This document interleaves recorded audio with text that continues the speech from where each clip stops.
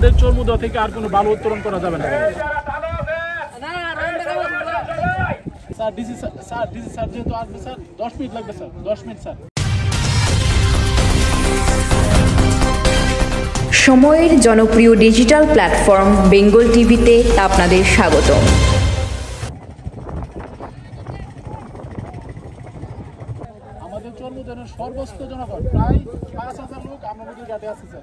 আপনারা দেখতেছেন আমাদের এই চর্মুদা থেকে আর একটি কণা বালু উত্তোলন করতে দিব না ইনশাল্লাহ।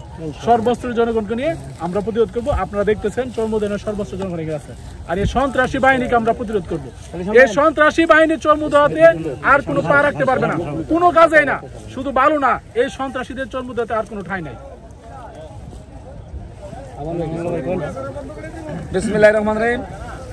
আজকে যারা বালু দূষরা আমাদের চর্মুদা ইউনিয়ন থেকে বালু উত্তোলন করে, তাদের প্রতিবাদে আমরা ইনশাল্লাহ চর্মুদা ইউনিয়নের চেয়ারম্যান সহ এবং গণ্যমান্য ব্যক্তিবর্গ সহ এবং পরিষদের সদস্য সহ এবং এলাকার যত গণমানুষ আছে, যুবক ছেলেরা সহ আমরা উপস্থিত হয়েছি।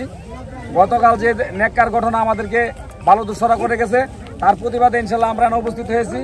আমরা চর্মুদার সর্বস্তরের জনগণ আজ থেকে আমরা এখান থেকে একটি বালু উত্তোলন করতে তাদেরকে দিব না। যতদিন পর্যন্ত তাদেরকে আমরা প্রতিহত করতে না পারবো, ততদিন ইনশাল্লাহ আমরা মাঠে থেকে কাজ করব। কিন্তু আমাদের চর্মুদা থেকে একটি বালু তারা উত্তোলন করতে না পারে, আমরা ঐক্যবদ্ধভাবে ইনশাল্লাহ আমরা এক আছি, আমরা থাকবো, আমরা মাঠেও থাকবো, কিন্তু বালু উত্তোলন করতে আমরা তাদেরকে দিব না। এই বলে আমি সংক্ষিপ্ত বক্তব্য শেষ করলাম। আসসালামু আলাইকুম। এখানে চর্মুদা ইউনিয়নের নেতৃস্থানে থেকে শুরু করে সর্বস্তরের জনগণ আমরা এখানে আসছি। আমাদের একমাত্র এবং মূল উদ্দেশ্য হলো আমাদের চর্মুদা থেকে আর কোনো বালু উত্তোলন করা যাবে না।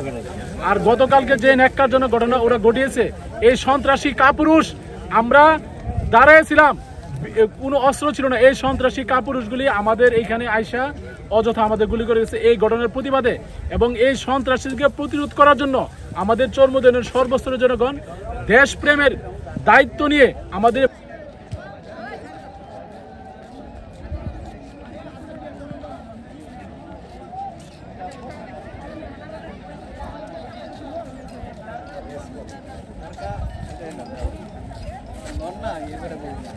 মনে কাপতে সঙ্গে চলে